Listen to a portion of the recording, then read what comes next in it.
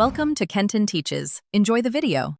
You already know the cake is off. Start by tasting a small crumb to identify the main problem.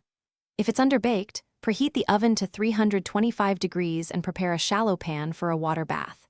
If it's dense or gummy, measure moisture and leavening. Make sure you have baking powder or an extra egg. Once done, choose the corrective path.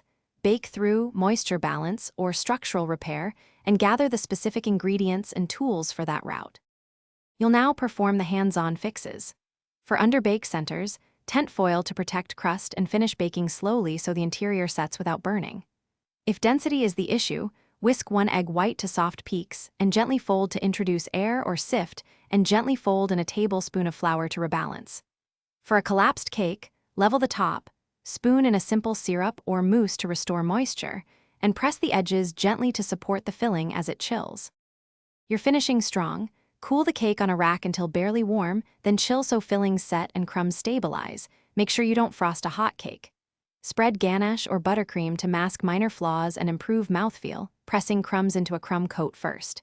If you notice separation, whisk the frosting and chill briefly. If an off flavor persists, soak slices lightly with coffee or orange syrup to rebalance. Troubleshooting tip: if crumb keeps sinking, cut into slices and